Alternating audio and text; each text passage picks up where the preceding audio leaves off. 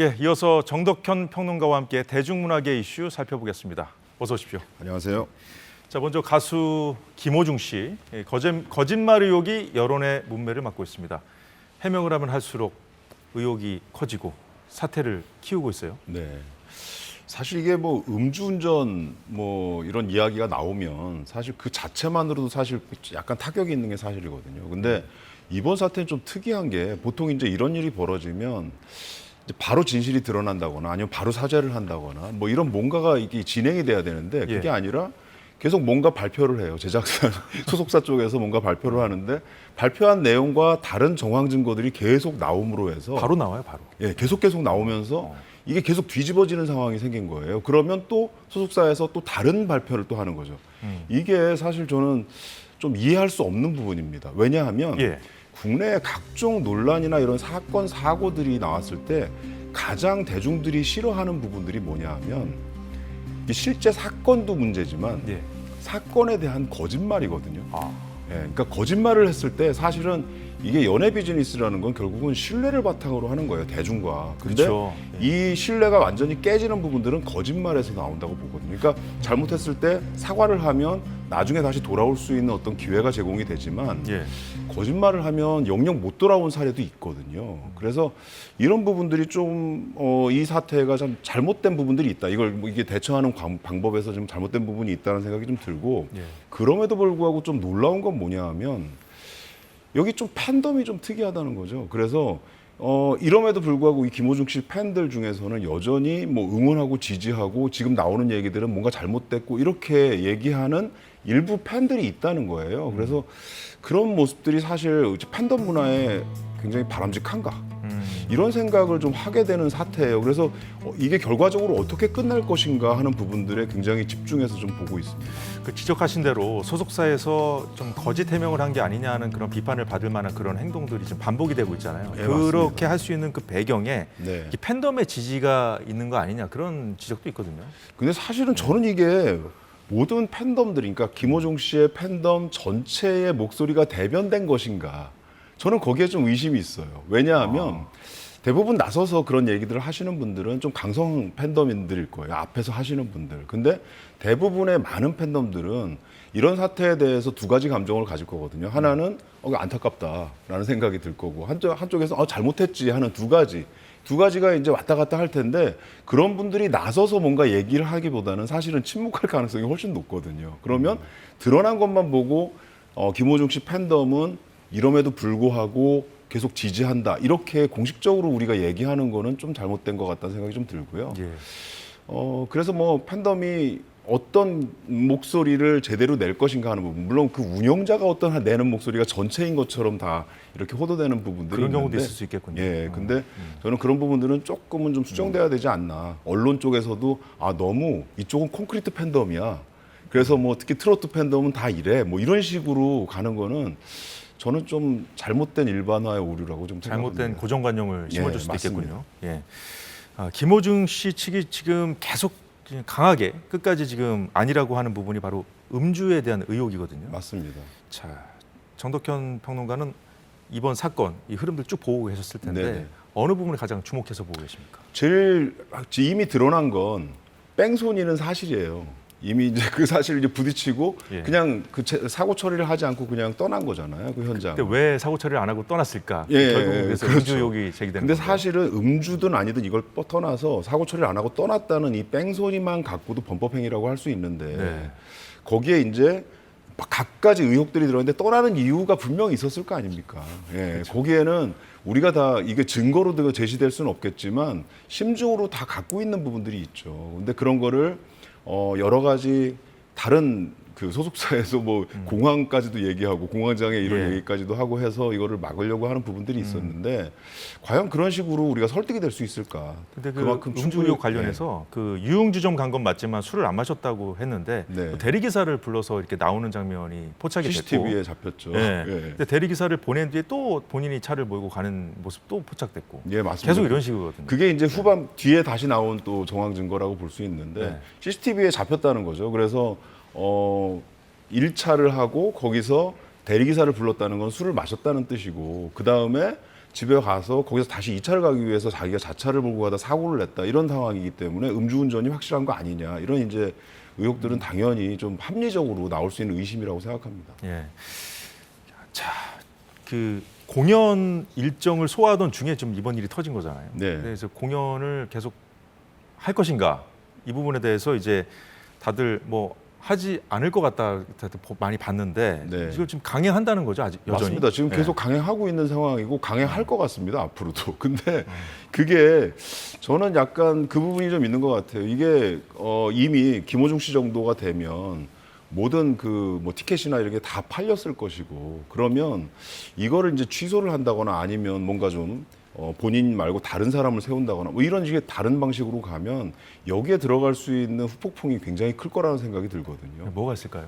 그 결국은 뭐 비용적인 문제들이 많이 발생을 하겠죠. 그래서 그걸 다 치러줘야 되는 부분들이 있고 그다음에 이번 공연을 안에 내용을 좀 들여다보면 혼자만 하는 게 아니라 굉장히 뭐 초청도 많이 하고 같이 콜라보하는 무대들도 있거든요. 아, 예, 맞아요. 예, 그런 부분들도 사실은 굉장히 큰 부담일 거라는 생각이 들어서 김호중 씨는 좀 계속 공연을 강행한다 이런 식으로 좀 나오고 있는 상황으로 보입니다. 그리고 예. 또 한 가지는 이 상황에서 김호중 씨가 기댈 수 있는 데는 딱 하나밖에 없잖아요. 팬심밖에 없거든요. 그래서 그 콘서트장에서 그 팬덤들 앞에 나서서 뭔가 사과를 한다거나 그 안에서 뭔가 해명을 한다거나 아니면 예. 어떤 호소를 하려고 하는 부분들이 분명히 있을 것이라는 생각이 듭니다. 예, 잘 들었습니다. 다음 주제로 넘어가 보겠습니다. 하이브 민희진 사태도 여전히 진행형입니다. 예, 맞습니다. 진행 중인데 오늘 민 대표의 해임 여부를 좌우할 재판이 열렸죠. 예, 맞습니다. 이게 사실 이게 이게 되게 뭐 일반인들이 들어보면 참 이게 무슨 재판을 한 거야 이런 식으로 생각이 드실 텐데 왜냐하면 의결권 행사 금지 가처분 이런 식으로 돼 있어요. 그래서 예. 이게 사실 이제 주주총회를 통해서 임시 주주총회를 통해서 민희 씨를 이제 해임하겠다 뭐 이런 식의 이제 투표를 하겠다고 이제 발표를 한 건데 하이브 쪽에서 사실상 이게 그대로 진행이 되면 민희 씨는 해임되는 게 거의 기정사실이나 마찬가지죠. 그러면 손해를 보면서 나가게 되는 건가 아니면 예. 그냥 나가는 건가? 그 본인이 그냥 나가야 되는 거고 그 다음에 그 뭐라고 해야 되나요? 뭐 분명히 손해도 있겠죠. 근데 그런 부분들을 민희 씨 입장에서는 받아들일 수 없기 때문에 이거 자체가 열리는 게 잘못됐다라는 거를 이제 가처분 신청을 한 주주총회가. 거거든요. 예. 예. 그래서 오늘 그 첫 재판이 있었던 거고 이 재판에서는 사실상 양측이 나와가지고 일종의 어떤 그 프레젠테이션을 한 거나 마찬가지예요. 우리 입장은 이렇고 민희 쪽의 입장은 어쩌고 뭐 이런 식으로 서로 이 공방이 오고 간 부분들이 있는 거거든요. 어떤 얘기들이 오갔습니까? 결국 하이브 쪽에서는 지금까지 일관되게 계속 주장한 부분들은 그겁니다. 이게 경영권 탈취의 의혹이 분명히 있다라고 계속 얘기를 하는 거거든요. 그래서 그런 증거 제시들이나 이런 것들을 계속 끄집어내서 얘기를 하고 있고 물론 그게 구체적인 증거인지는 잘 모르겠어요. 예. 왜냐하면 뭐 예를 들어 어떤 지금 오늘 바로 발표가 났는데 예. 어느 이제 매체에서 그런 발표가 나왔는데 무슨 투자자를 만났다 뭐 이런 그 보도가 나왔어요. 그러니까 이제 경영권 탈취 의혹을 제기한 게 하이브 측이고 예. 그걸 조금 더 강조하기 위해서 예, 이런 걸 맞습니다. 흘렸나 투자자를 보죠? 만났다는 보도가 나왔는데 예. 그 자체를 가지고 이게 경영권 탈취 의혹인가라고 얘기할 수는 없잖아요. 근데 그런 의혹이 들게 만드는 보도들이 계속 나온다는 거죠. 그래서 그런 보도가 한쪽에서 하이브 쪽에서 나오면 민희 쪽 입장에서는 일관적으로 하는 얘기는 이거는 경영권 탈취 의도를 우리가 갖고 있어서 생긴 문제가 아니라 예. 본인들이 이 멀티레이블 체제에서 어떻게 보면 좀 다양성을 담보하려고 하는 그런 체제인데 그게 반하는 어떤 내부의 흐름들 비슷한 그룹이 또 나온다거나 이런 예. 것들에 대해서 문제 제기를 하고 아니면 그 하이브 내부에서도 이제 오늘 밀어내기 뭐 이런 얘기가 나왔는데 잘못된 관행 같은 것들을 좀 내부 고발한 부분들이 있어서 거기에 대한 반발로서 본인의 이제 해임이라든지 이런 식으로 지금 몰고 가고 있다 이렇게 대립을 하는 상황이라고 볼 수 있습니다. 문제 제기는 충분히 할 수 있는 것인데요. 그렇죠. 이제 자꾸 이제 하이브 측에서 돈 때문에 민 대표가 이렇게 나선 거라는 프레임을 만든다는 게 이제 민 대표 측 주장이잖아요. 예, 근데 이제 맞습니다. 근데 창작자들은 돈보다는 뭔가 본인이 좀 창작물이 있다면 좀 네. 이것을 좀 성취에 대한 자부심이 좀 강하다고 들었거든요. 맞습니다. 그러니까 이 사태를 어떻게 봐야 하냐면 사실 어느 한쪽에 손을 두고 보기엔 좀 어렵고요. 하이브 쪽의 입장을 보면 사실은 경영의 측면으로 바라본다고 생각하시면 됩니다. 지금 사실은 하이브가 이번에 이제 뭐 대기업으로 거의 그 대기업 규모로 돼버렸잖아요. 예. 그래서 경영을 해야 되는 이제 집단이 돼버린 건데 경영적 관점으로 생각해 보면 경영권에 대한 어떤 도전이라든지 이런 것들이 있을 때 그거를 방어하려고 하는 흐름이 분명히 생길 거다 이렇게 보는 거고요. 네. 그다음에 경영은 또 그런 거잖아요. 수익 극대화를 해야 되는 지점이 있기 때문에 성공한 상품에 대한 부분들을 또 유사하게 뭔가를 만들어내는 것도 그렇게 큰 문제는 아니다 이렇게 생각할 수 있다는 거죠. 근데 아티스트들 입장에서 이건 예. 뭔가 새로움을 만들어내는 아티스트 입장에서는 똑같은 걸 만들어내는 거는 이거는 문제가 있다라고 생각을 하는 거죠. 그래서 거기에 대한 문제 제기가 예. 나오는 거예요. 그래서 경영의 입장, 아티스트의 입장이 부딪힌다 이렇게 볼 수 있는데 네. 오늘 되게 흥미로운 얘기는 그 방시혁 의장이 그 탄원서 일부를 좀 약간 공개한 부분들이 있거든요. 그 내용이 좀 흥미롭더라고요. 민희진 씨의 행동에 대해서 멀티레이블의 문제점이 드러났다고 보는 이들도 있다는 걸 안다. 이렇게 먼저 전제를 했어요.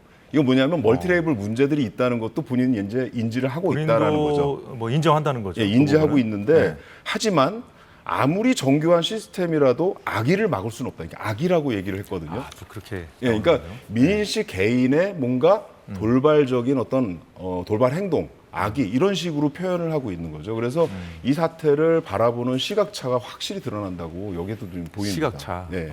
자, 그런데 이 멀티 레이블의 어떤 구조적인 문제 때문에 그 파생된 결과라고도 볼 수 있잖아요, 이번 분쟁을. 네네. 근데 민 대표도 사실 뉴진스 처음에 이제 시작할 때부터 이런 구조적인 문제점은 잘 알고 있는 사람이었잖아요.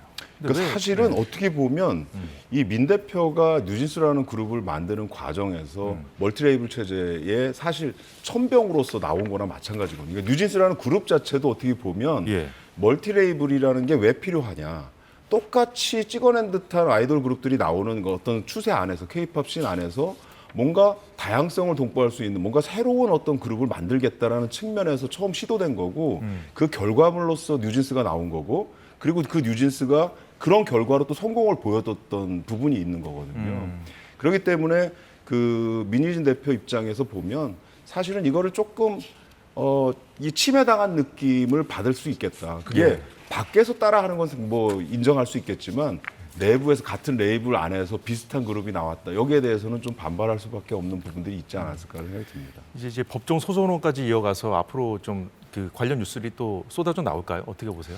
계속 간단히 나오겠죠. 전망해 오늘 보시면. 하루만 해도 계속 한쪽에서 입장을 발표하면 다른 쪽에서는 반박하는 이 내용들이 계속 나왔거든요. 예. 그래서 이게 아마 이 마지막 그 결과가 나올 때까지 재판 결과가 나올 때까지 계속 나올 거라고 생각됩니다. 예, 지켜보도록 하겠습니다. 자, 오늘 말씀 여기까지 듣겠습니다. 지금까지 정덕현 대중문화평론가였습니다. 고맙습니다. 감사합니다. 네, 사사건건 오늘은 여기까지입니다. 저희는 다음 주 월요일 오후 4시에 새로운 모습으로 다시 찾아뵙겠습니다. 행복한 주말 되시기 바랍니다. 고맙습니다.